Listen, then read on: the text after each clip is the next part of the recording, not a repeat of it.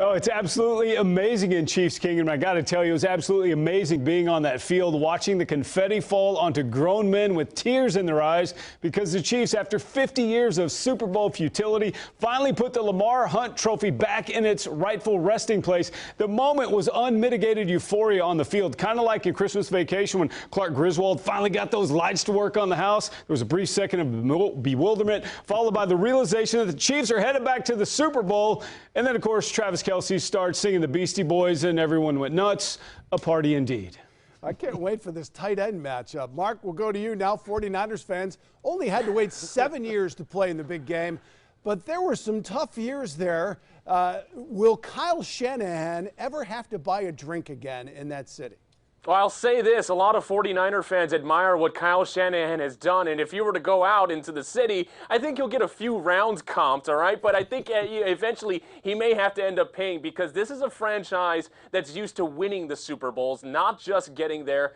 There's a lot of success back in the day with Jim Harbaugh, the 3 straight NFC title games, but they never won during that span, and it has been so refreshing for 49ers fans to see what Kyle Shanahan has been able to do with this team, especially in a short amount of time. They really like what he's done. They really like the direction. Now, the 49er faithful just want him to get over that hump and get this franchise's its 6th world championship. All right, I want to unleash you guys on each other. Don't feel like you have to, predict your home team wins here, but who is going to win Super Bowl 54 and why? Rob, you get the first shot. If I didn't predict the Chiefs, Frank Clark would form tackle me from this side of the studio right here, man. Well, the Chiefs have a healthy Patrick Mahomes. That's why they're going to win. They also have a trio of track stars at wide receiver. They'll get more attention than all of the Midwesterners in their shorts sporting pasty legs and sandals on South Beach. Tyreek Hill boldly proclaimed last week no secondary unit or linebacker unit could guard them. He's right. You throw Travis Kelce in there, who leads the Chiefs in receiving yards. It's impossible to keep this offense in check. The Chiefs have rolled up 86 points in 2 playoff games, albeit some of those points are out of necessity. They can score a myriad of ways at light speed if need be, but they can also put together a 7-minute scoring drive to keep the opponent's offense on the bench. Unlike last season, it's not all about the offense now. The defense has been dominant for a stretch. They were the #1 defense in all of football to end the regular season. They've rocketed up to number 8 against the pass, and much like the much talked about 49er defense, Chiefs are only allowing about 19 points a game. This defense not getting enough credit this year, especially of what Steve Spagnuolo has done, changing it to a 4-3. They've been absolutely brilliant of late. These dudes are aggressive. They like to hit. They're led by the Honey Badger, Tyrann Mathieu, Chris Jones, and Frank Clark. I mean, both sides of the ball are complementary. They're complementary to each other for a long time. I haven't had that here in Kansas City. That's why I think they win it. Mark, what do you think?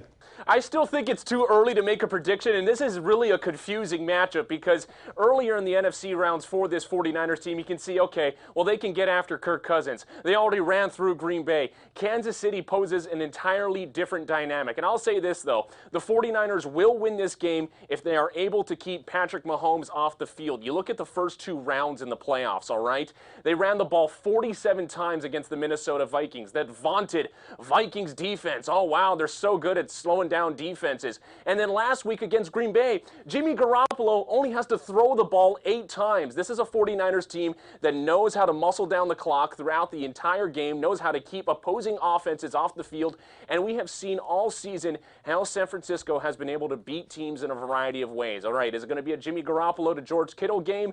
Is it going to be a game where Deebo Samuel's making plays, Emmanuel Sanders, or is it going to be Raheem Mostert, all right, who's setting records in championship games, all right? This was a guy that wasn't even the team's starting running back when the season started. And so I just feel that 49ers offense is so versatile. And if the 49ers defense, which, I mean, has been stellar all year long, is able to keep Patrick Mahomes off the field, right, have him go 3 and out over and over, this will be a 49ers victory.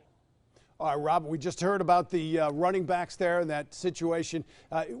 All the talk in the AFC Championship game leading in centered around Derrick Henry, 3 straight games of 180 yards. He did that a bunch against some of the best defenses. Chiefs held him to 69 yards on 19 carries. How'd they keep Henry in check? Can they do that to the 49ers running game, which has been unbelievable during the playoffs, as Mark pointed out? Yeah, maybe a little harder against the 49ers because of that three-headed monster. But regarding Henry, the Chiefs basically put their superhero costumes on and attacked Henry like the Avengers did him. Thanos, man, they hit him from every single angle, hit him low, hit him hard, hit him often. Defensive end Frank Clark talked all week leading up to the game how Henry wasn't hard to tackle, how he thought Henry didn't run hard enough. Well, Clark proved to be prophetic as the Chiefs, as you said, limited him to only 69 yards rushing, 7 total yards in the second half. Now, I can't repeat on here what Frank Clark said after the game about stopping Derrick Henry, but go ahead and look it up on social media. Just make sure your kids and your church pastor aren't around when you do.